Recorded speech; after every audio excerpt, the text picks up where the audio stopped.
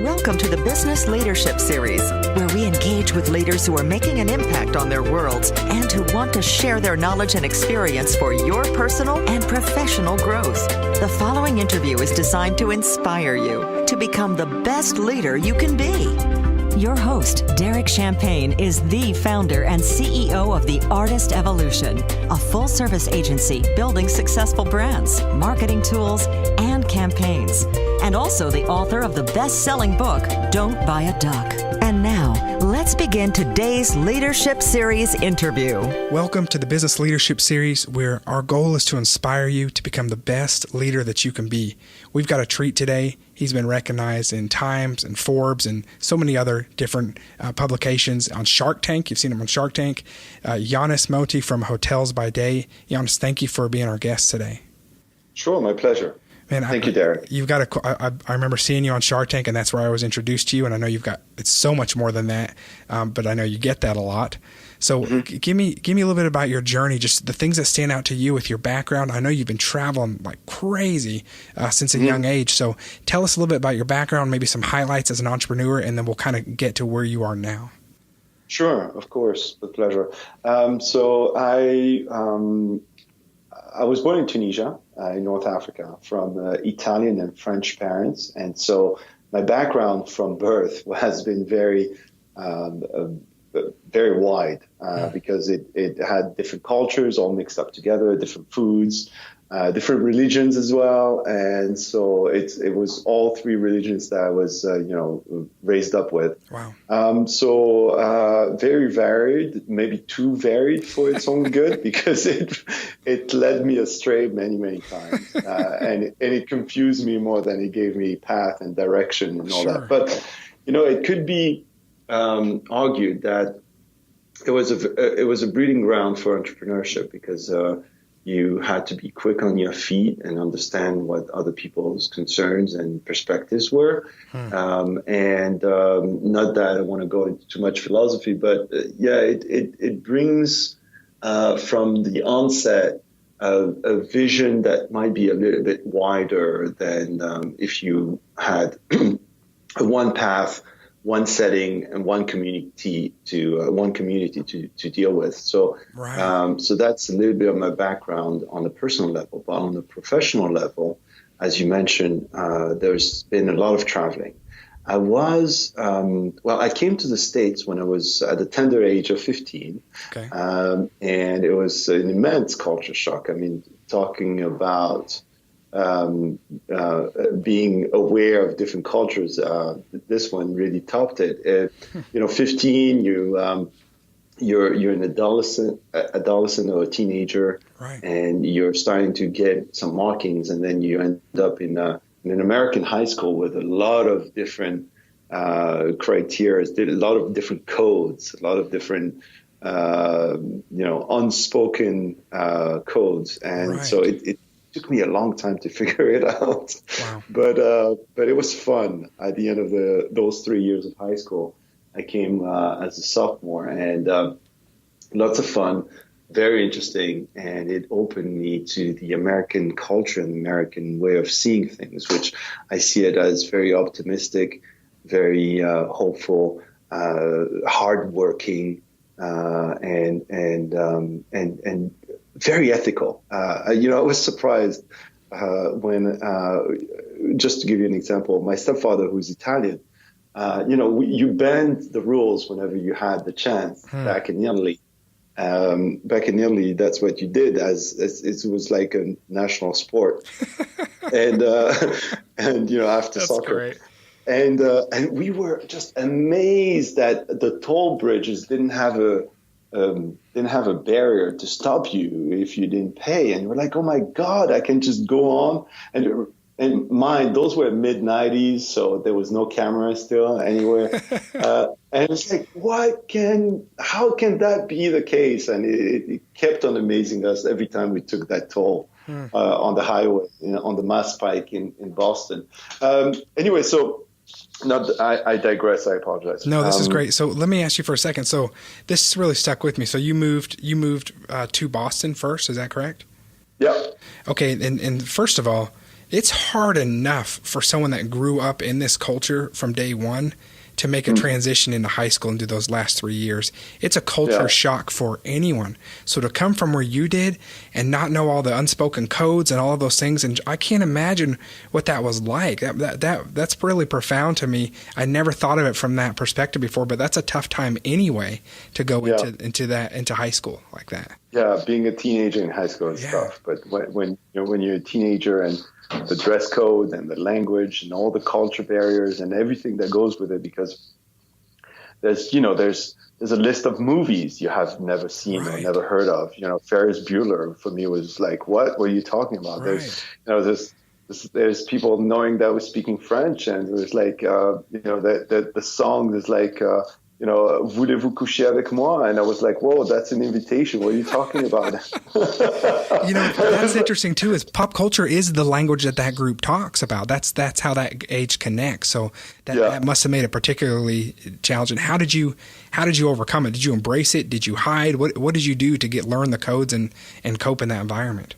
Well, actually, I had to differentiate myself from the rest, and I think I did it pretty successfully because, not to blow my horn in any way, but I think I ended up being quite of a popular guy because I was just I kept on breeding that difference instead of trying to fit in to any group. There were the jockeys, there were the geeks, there were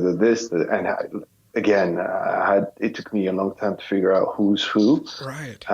But what I did is I created my own vibe, and it kind of worked out. So it ended up being a lot of fun, especially that third year was awesome. And you've kind of continued that approach, haven't you? Yeah. And we'll get into that. Keep me going. So you made it through high school. You move here. You realize soccer and bending the rules were not the two most popular sports. And so what happened after high school? So I naturally would try to go back to Europe and North Africa, Tunisia, as much as possible. So I used to spend all my summers there. And, what I took on back with me, besides, the T-shirts and the pop culture and the music and all that, is the idea of spending my summer working, which I realized very early on that all my teenage peers used to work in supermarkets or little jobs here and there just to make a little bit of pocket money. And that's totally, it was unseen back in Europe or even in Tunisia at that time. And because I moved out of Tunisia, I lived in Italy and France before I came to the States. So there was a little bit of a gradual change. Okay. So what was it like there? Were you supposed to work more? No, or not work. It's a society where unemployment is high, so people don't work. They study and study and study until they're 30, and then afterwards it's a challenge to find work, and they come with no professional background whatsoever. There's no culture of spending your summer working. There's a culture of spending your summer just being a beach bum. Right. And there's absolutely no culture of hard work. And don't get me wrong.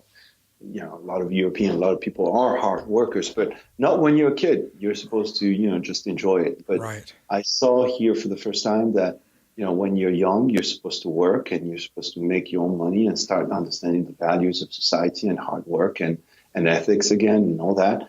And I was admirative of all that. So what I did is that I went back to Europe, and after my second and third summer of a break from the States, went back to Europe, and I enrolled as a tour guide in Rome, in Italy, for Americans that were coming in and they needed a little bit of guiding, and so I did that for pocket money. And actually, it was a lot of money because Americans are the most generous tippers, and they used to tip us very well. And it like tripled my salary, and it was just amazing. I had all those liras at that time. I felt like I was really on the path of richness. Right. So I was a tour guide, and then professionally speaking, then I moved on to become a travel agent. and then a tour operator, which means that we were as a team and as a company setting up tours and packaging tours so that travel agents would then sell it to the client and to the end user and to the traveler themselves. That obviously, in my period, it witnessed a tremendous, drastic, ruthless change because the age of internet changed the whole game. Right. It changed everything. But yet there was still a little bit of a niche there for customized tours, a la carte, tailor-made, and that's what we used to do. And throughout this experience of being a travel agent, a tour operator, what I often had as a request was the fact that our travelers and our guests wanted to check in for a day stay at a hotel. Because after a long flight, imagine you flew out of California, let's say, just as the widest possible spectrum of potentials and possibilities. You came out of the States, anywhere in the States, you had at minimum 6 to 7 hours flight. You arrived in Europe, and sometimes you had to be on the go. And a lot of our clients wanted that room to be able to refresh, change, maybe nap for an hour, set themselves on the right foot and on the right time zone before they start European holiday, or possibly also being able to check in early from the 2 or 3 nights that they purchased, because usually a check-in time at a hotel would be a strict 3 p.m., no earlier than that. Right. And guess what? It was always hard to get. It was frictious. It was tough. You had to pull some strings with specific hotels. I never had a guarantee of being able to get it. But yet, I remember that in my days as a tour guide, I used to walk hallways upon hallways of hotel rooms being totally empty during the day, vacant. And being in turnover situation means that so many guests checked out early in the morning, and the guests haven't yet checked in, and so many rooms were sitting empty. And I remember that. So 3 years ago, I thought that it was about time that somebody finds a solution, a technological solution, or technology-based solution rather, to this problem. And so I quit my job as a tour operator about 4 years ago. And I've been working in the background of Hotel by Day, setting up a team and all that about 3 years ago. And we launched it 2.5 years ago now. Wow. What was that like for you? And we'll talk about the concept, and it's really cool. And I love your inspiration for it. What was your mindset when you quit your job and decided to go off on your own? I like new entrepreneurs to hear about that. And I've been there myself. So it's kind of, you remember it, and we remember it for different reasons. I talked to one guy who said he went home and was sick to his stomach with his wife and said, we're doing this. And other people are just so excited. They can't wait to run it and quit. Where were you at? Yeah. What was your mindset? I'm a little bit of a kamikaze in everything that I've done. I hate overthinking things. And I felt like, that the drive on entrepreneurship I always felt it within me. So I knew I had to test it, and I knew I had to do it no matter what. So I was extremely excited by the opportunity. And I felt alive more than the previous, years in which I was an employee. And that sentiment of being alive and, being more connected to your body, your capabilities and possibilities is still within me ever since that day that I quit and I decided to launch the company. Yeah. You feel a lot more of your potential and who you are as a person once you're, under the gun. And that day I was extremely excited. I was not fearful. I was extremely excited. I became fearful when when we started launching the company, because then you had something to lose. But before then, no, I was absolutely not fearful at all. Right. What was the fear when you went to launch? Was it fear of rejection? Was it fear of it succeeding? Yeah. What was that? Yeah. A fear of rejection, a fear of not being able to make it and being labeled as a failure. Yeah. Personally and business-wise, and feeling that you're not smart enough when you compare yourself to, people in the industry that had 20 years of hospitality background, and you're trying to fit in and you're trying to wiggle in a new service, and you're being rejected sometimes pretty brutally. And so all of those fears come at once. But you cannot show them, and you need to move on, and you learn that putting one step after the other and just waking up every day and stick to it is the essence of the game.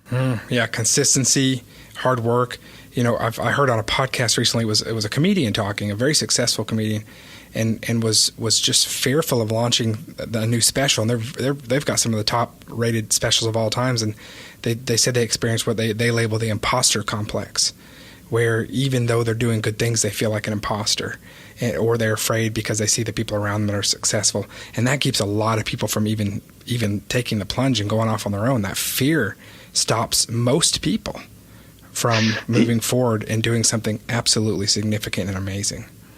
Well, that's an extremely good point, Derek, because when you are launched, or when you're being put in a position as CEO, not just founder, but CEO of a company that is a startup, that people just go back to you, they look at you with, wide-eyed and say, so what are we doing next? And you're supposed to take a decision. You have no clue what is the right thing to do. I mean, the imposter complex is humongous. Right. You're like, oh my God, somebody's going to find out. I don't know what the heck I'm saying. And so, yeah, I guess, the expression says, fake it till you make it. And it's kind of true. Right. Yes. And there's so many more resources now, too. And I know you're seeing them, too. But I feel like, I've been a quote unquote entrepreneur for I feel like much of my life. And I've been over my head many times. I failed at some things, and our listeners know that. And I've done well at some. But I have failed. But I still took the plunge and I learned from it. But what I didn't see back in my day, man, I sound old, is I didn't see as much sharing and as many resources as there are today. The old entrepreneur kind of kept his cards close and kind of shot from the hip. And now there's so many resources, and in a small part like this show here, but there's so many resources and collaboration and mentorships and masterminds. And there's just I feel like a better sharing of information to where there are better opportunities than ever for somebody to get some wise counsel outside of just their own vision that they have for the company, and it can help fill in the gaps a lot better than many years ago. You are 100% correct, and I'm jealous of the 20-year-olds out there that have all those tools at their disposal that we did not have, because there was no podcast, there was no tape you could have bought from somebody somewhere that told us the life experiences of great entrepreneurs. So yes, there were books, but you're young, you don't necessarily want to read them all. Right. And if you do, maybe you want to read something that might be maybe something a little bit more entertaining than just a pure entrepreneur or marketing or digital web or whatever it is. I mean, technology or marketing or entrepreneurship. You didn't necessarily want to pigeonhole yourself to that type of reading. Right. You want to, if it was a story of somebody, it would have been possibly a great politician or a general or something like that. Right. So yes, I mean, to answer your question or to follow up on your statement, rather, you're absolutely correct when you say that we were kind of left in the cold, in the dark, up to very recently, and there was not such a big culture of entrepreneurship and financial backing, and now there's a whole ecosystem that is made for it. So it's educational. Cool now, right? It's cool. Anybody can be an entrepreneur, and there's so many resources. It's crazy. It's amazing. All right, so keep me going here. I'm excited to hear more of your story. So you launched your company, you took that plunge, you went from your gut, but going from your gut sometimes when you have a vision, that's okay. You'll make a mess in some places, but you'll still get there if you're focused and you're strategic and you keep working hard. So what keep me going for the last couple of years, because you were on Shark Tank, so that's no slouch to go from a startup to get that kind of public. Now you were afraid of getting rejection, and you went on Shark Tank, which is dangerous. But tell me the journey of the last couple of years and how it kept progressing for you. Sure. So going back, it was a little bit of a tug of war as far as I remember, because everybody had an opinion, and everybody felt that not being trained and properly experienced in launching companies, because essentially, I was a travel agent. I launched a travel agency before, but it was definitely a different framework than the current company that we're currently running and being successful at. So when there's no street cred, as we call it in the industry, when there's you haven't yet launched a company of that size, of that scope, and you're being put in charge and as a CEO of it, everybody's got a better opinion than you do. Everybody kind of thinks that it needs to, bend towards what they're saying. And so what I remember for the first 6 months or slightly more of that is just a huge tug of war. It was like, you had to, I think my background then kicked in my experience of, trying to understand different cultures. Literally, it is different cultures between, your team, the founding team members, and the investors, and the hotels, and the hoteliers, and the guests. They all come from different perspectives, with different views, different perspectives, different needs. And so I had to give in on a lot of decisions or convictions for the sake of trying to bring harmony. And that was very important. That was very important because everybody felt that they were listened to, that they were understood, and that some type of action were acted upon their thoughts. Okay. So I made sure that everybody could, to the realm of the possible and the realm of the acceptable, that everybody felt involved in the company. But believe me, everybody's got an opinion. You felt like you were, you felt like you were in Congress, and everybody had something to say, and everybody wanted their pork barrel. Right.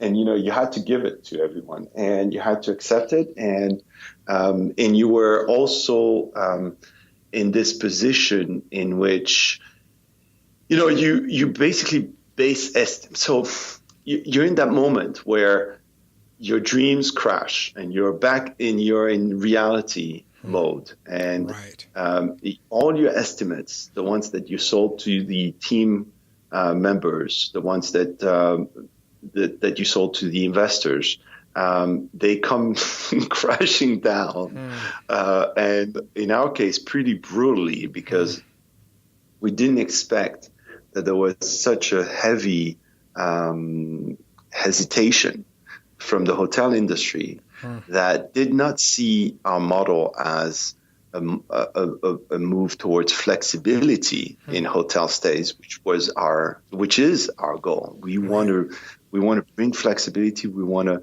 bring a certain match of today's society that buys everything on demand, but yet hospitality is stuck to the 3 p.m., 11 a.m. checkout next day. So it wasn't on demand. It was very rigid.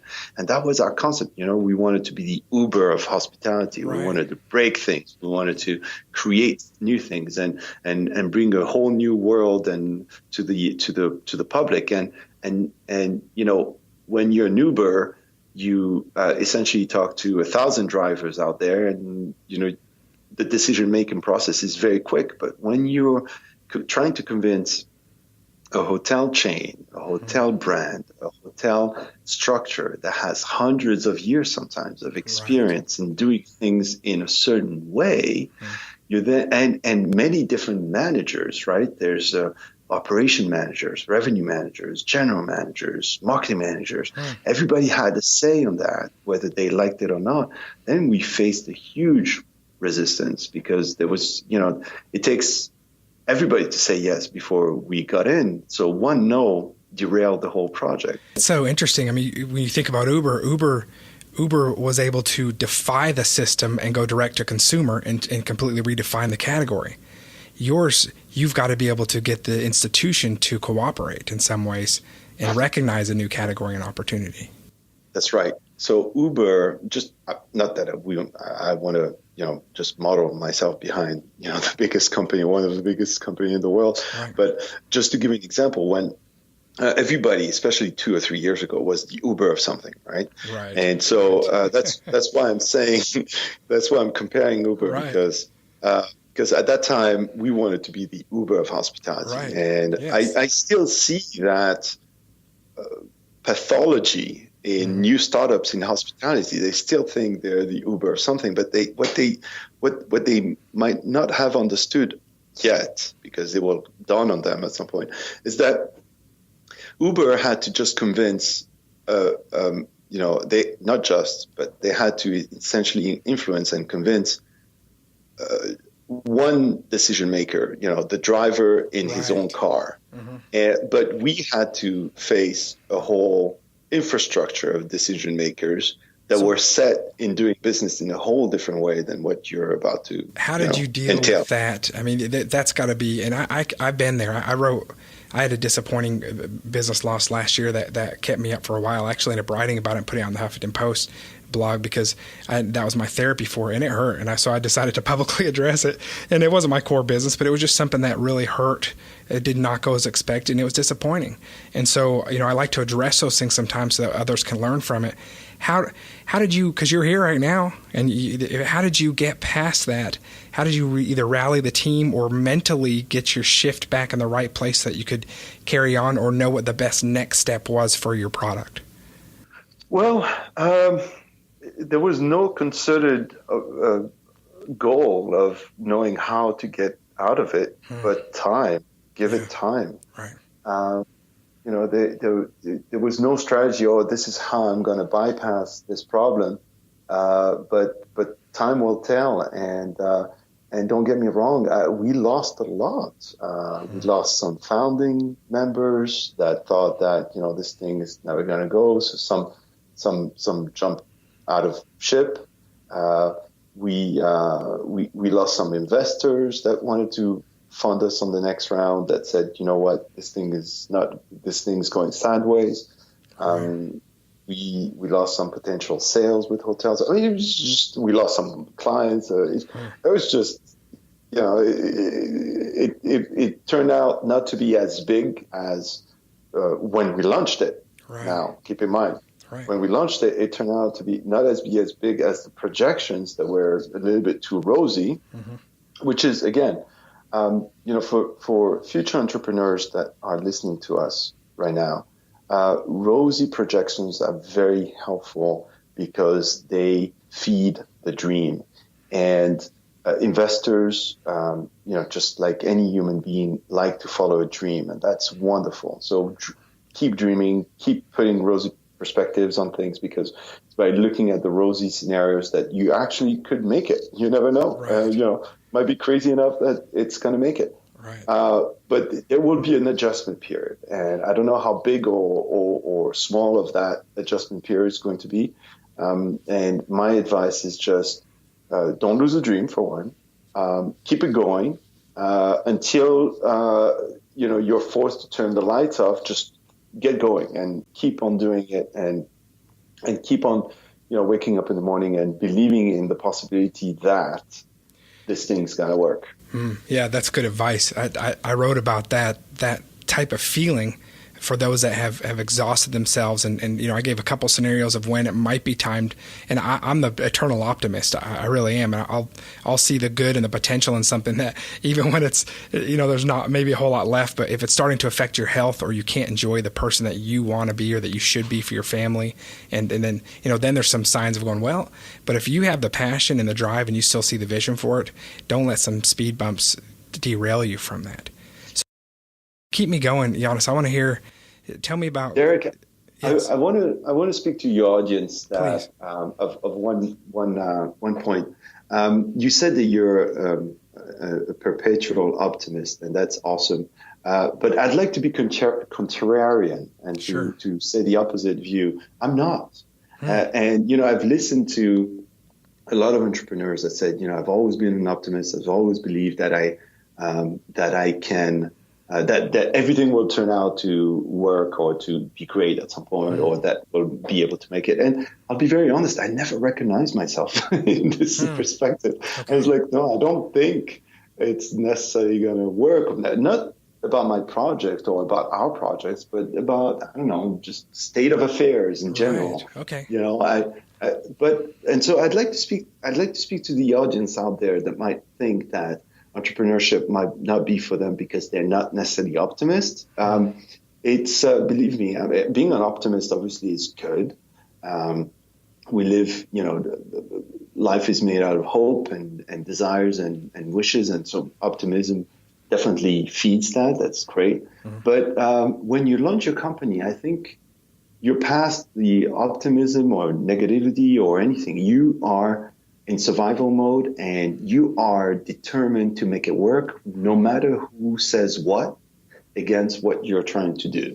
Mm-hmm. And so now it's like almost a personal fight, and you will not give it up. And if you think that you are a quitter, you don't know yourself until you're being put in that position. And believe me, you will discover things about yourself that you had no clue of. And so I will encourage everybody to just jump and try to do it. That's awesome, man. Thanks for sharing that. I love that perspective. It's great. Sure. Tell me, keep me going with your business.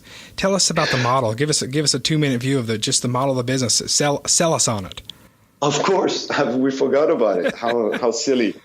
Yes. So essentially, we launch Hotels by Day with the understanding and the idea that there's so many rooms sitting empty, and that society is ever more dynamic, and people need a place to rest, to shower, to change, to work in privacy, and to meet in privacy. Because let's be honest, yes, there is a romantic aspect of using a hotel room for the day, but that's fine because it is a hotel room, and it happens at night, it happens at day, it happens everywhere. Right. But essentially, there's so many rooms that are sitting empty, and there's so many people on the go that needs that just wants a place to rest and take a nap and escape from it all.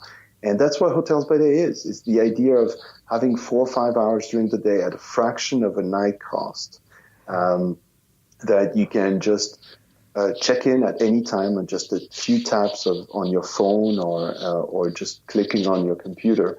You can book a hotel room, and you have this place anywhere in the States, at any corner in this country.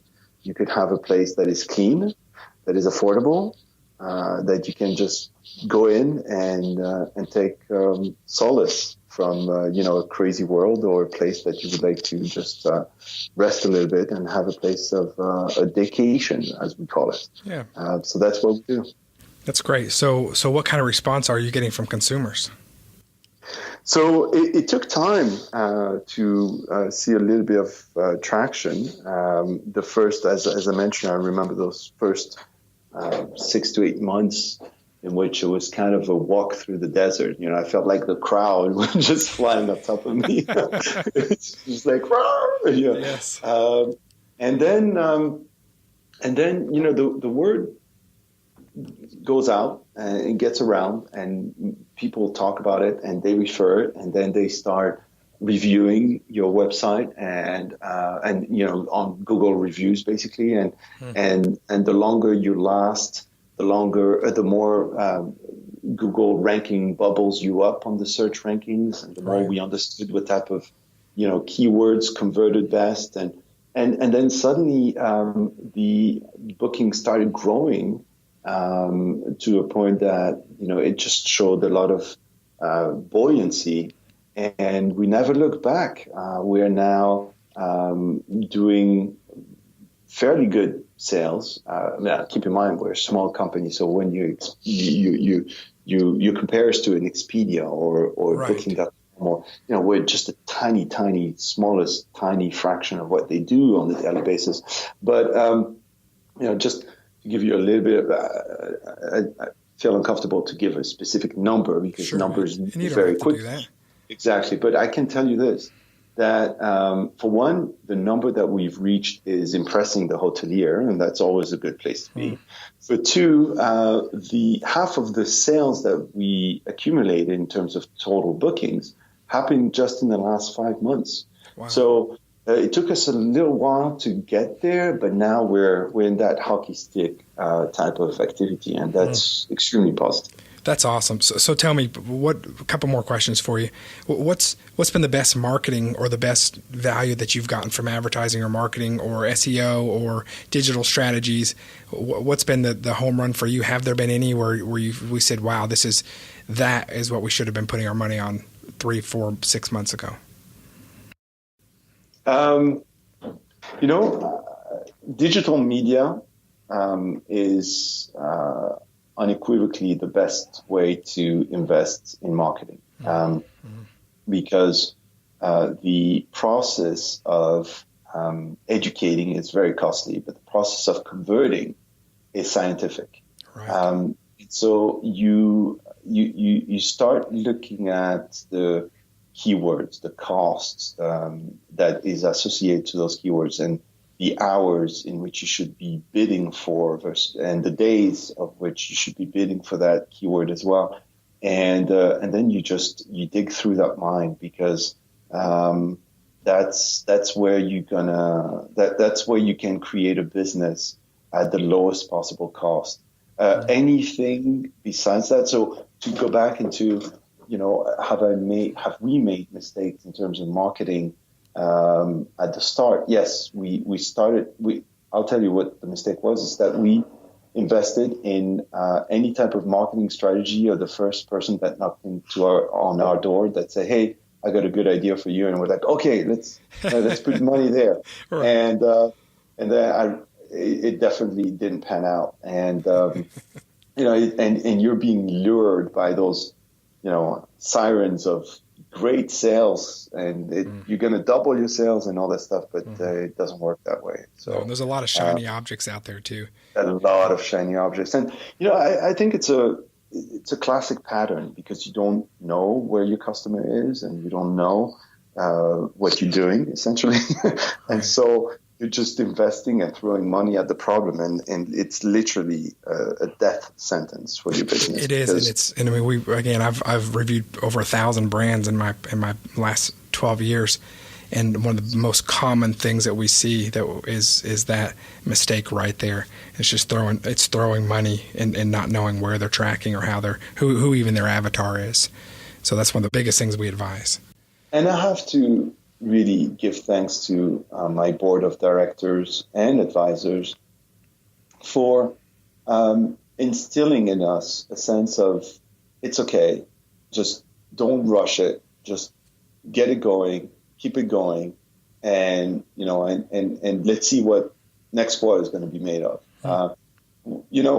When you're an entrepreneur and you launch your business, you feel that you're in such a rush that you feel guilty to take a lunch break, or even step to the bathroom. It's like, oh my God, no, there's so many emails I need to answer right now, and I need to activate this partnership, and it's like, take it easy, relax, breathe, sit down, just do one thing.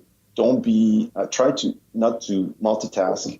Try to concentrate on one thing, one project, and move on from there by building the correct steps.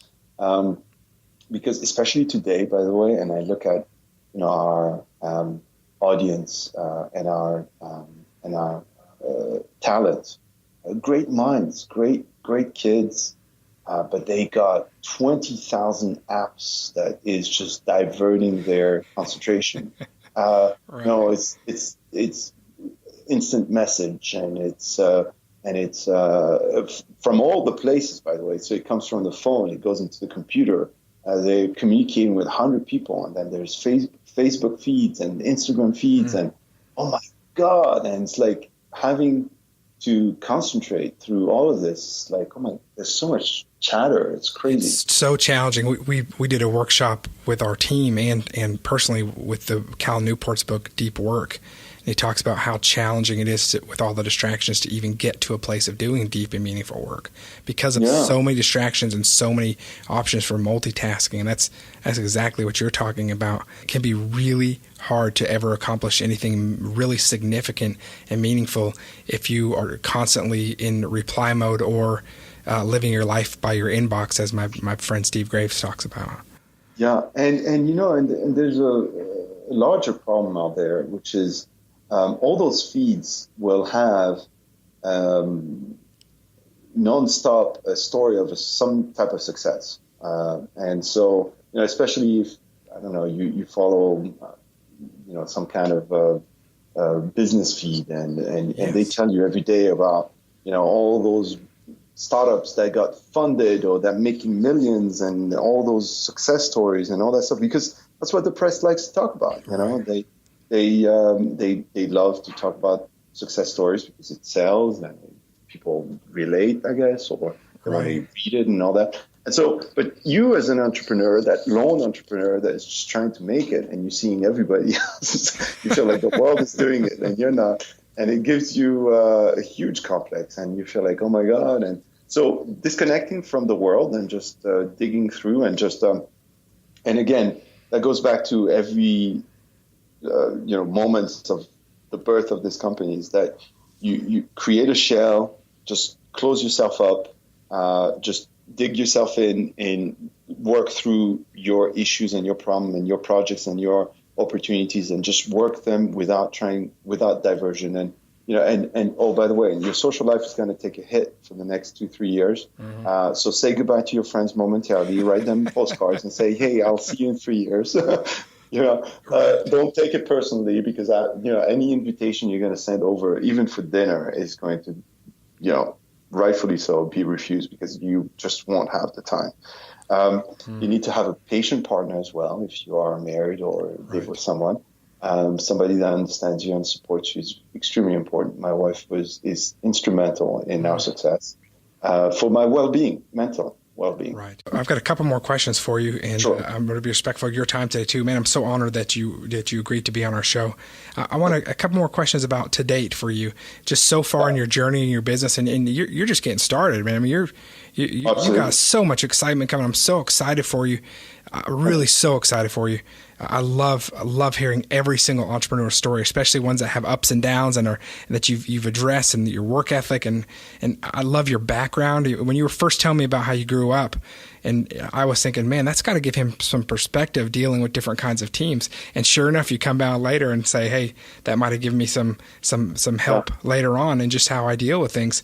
Tell me, it can be a tiny moment even, but what's so far in your entrepreneur journey, what's been the most rewarding moment? Can you pick a moment it could be tiny, that you got good news, that you saw a logo, whatever it was? Give me a moment and take me back to that time that's rewarding, that's a snapshot in your mind so far.